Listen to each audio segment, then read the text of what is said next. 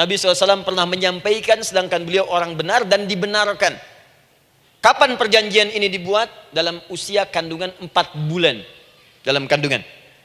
Inna ahadakum yujma'u fi batni ummihi. Setiap kalian yang akan terlahir dari anak cucu Adam. Kecuali Adam, Bu, ya. Ingat, kecuali Adam, kecuali Hawa. Karena ini asal mula manusia keduanya. Tapi keturunan Adam dan Hawa akan mengalami proses yang sama. Dikandung dulu ibundanya, kemudian terlahir. Adam tidak dikandung, ingat, Adam tidak ada bapak, Adam tidak ada ibu.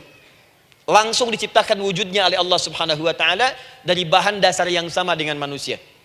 Ya, karena itu saya pernah ditanya, pernah berdialog, ya. Ustaz, ini spesial Nabi Isa ini. Ya, spesial, Yesus Al-Masih Nabi Isa spesial. Karena itu diangkat sebagai Tuhan. Apa yang spesial?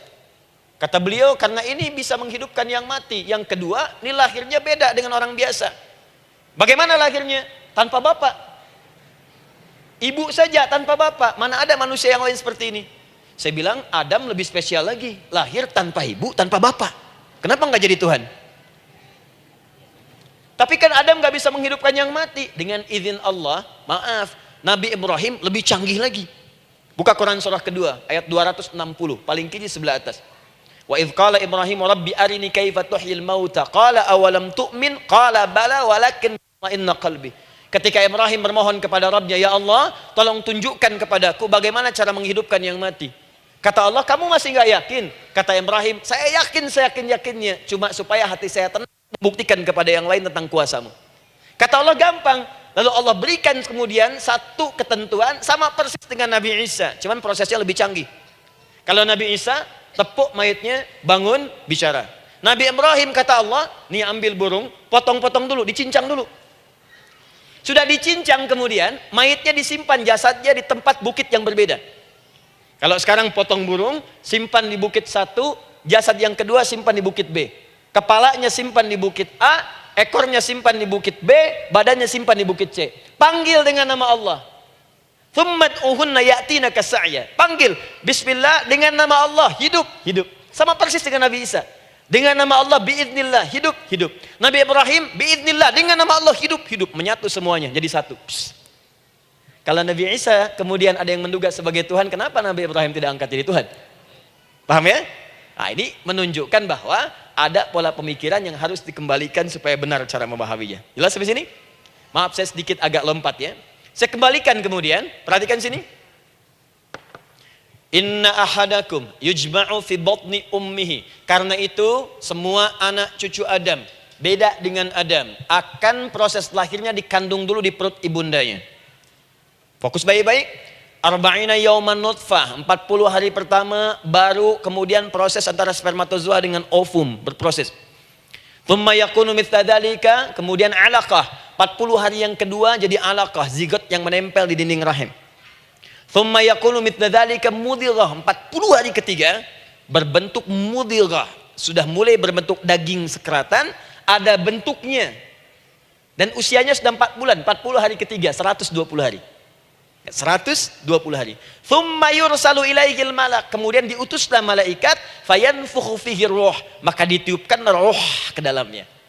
Jadi ingat, kalau di antara sini, di antara kita ada ibu misalnya yang tengah hamil, tengah mengandung, ingat baik-baik, atau keluarganya, kerabatnya, usia 4 bulan itu roh sudah ditiupkan. Di kandungan sudah ada rohnya. Hati-hati ya. Berapa bulan? 4 bulan. Karena itu nanti ada ayat dalam Al-Quran, Quran surah ke-7 ayat 189.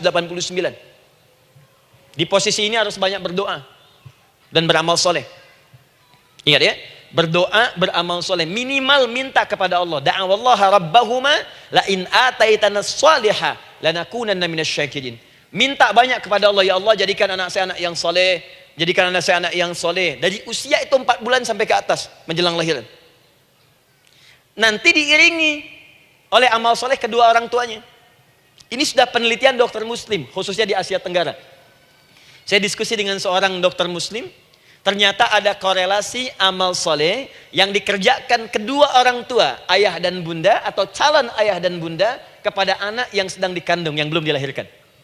Jadi kalau orang tuanya rajin baca Al-Quran, itu berpengaruh ke anak, Bu. Dan penelitian terkini itu mempercepat anak itu menjadi seorang penghafal Quran ketika lahir.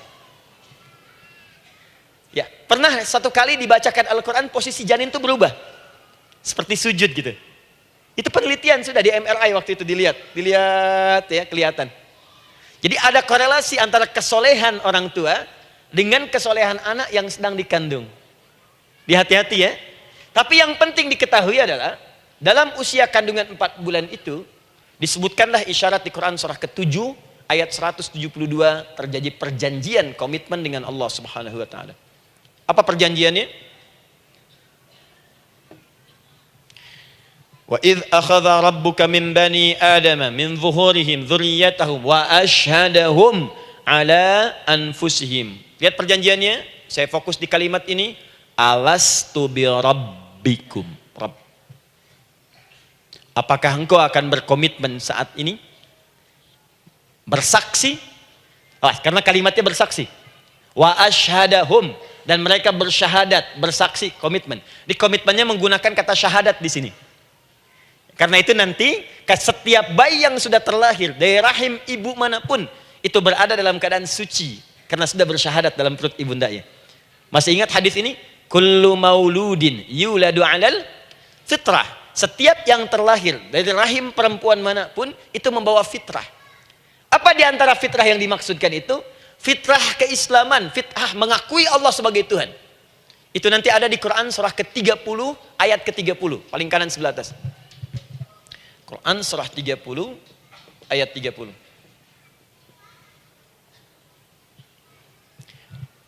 Fa'aqim wajhaka lid-dini hanifa.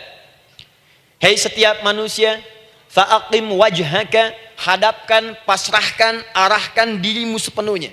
Lid-dini, pada ketentuan ad-din, hanifa, dengan lurus. Di setiap manusia itu punya fitrah untuk beragama. Punya kecenderungan untuk mencari Tuhan. Silakan ibu cek, manusia manapun yang pernah hidup, itu pasti akan mencari Tuhan. Silahkan. Karena itu Allah beri jalan, begini cara mencarinya. Fitratallahi allati fataran nasa 'alaiha, itulah fitrah manusia yang telah Allah berikan pada dirinya bahkan sebelum dia terlahir.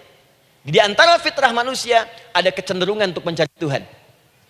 Ada kecenderungan untuk mendekat kepada Allah. Bahasa Qur'annya din, lid-dini hanifa. Apa itu din? Itulah Islam. Quran surah ke-3 ayat 19. Inna dina indallahil Islam. Karena itu silahkan cek, semua orang itu pasti akan mencari Tuhan. Setiap manusia.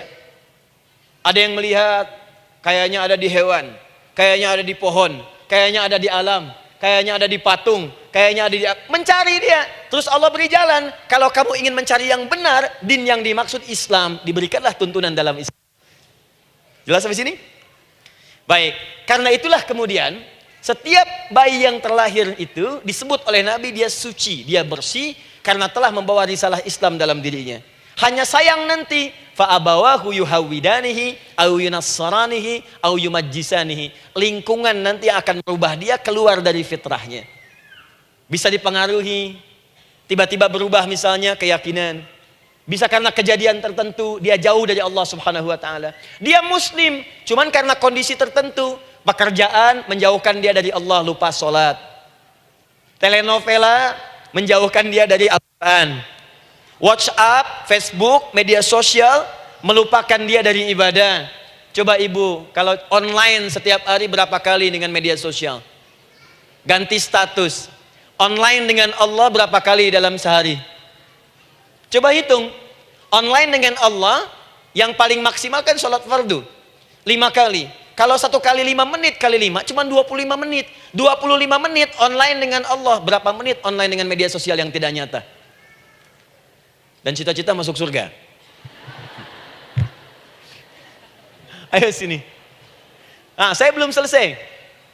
Jadi yang pertama, dalam perjanjian 4 bulan ini, pertama ada komitmen bersyahadat menuhankan Allah.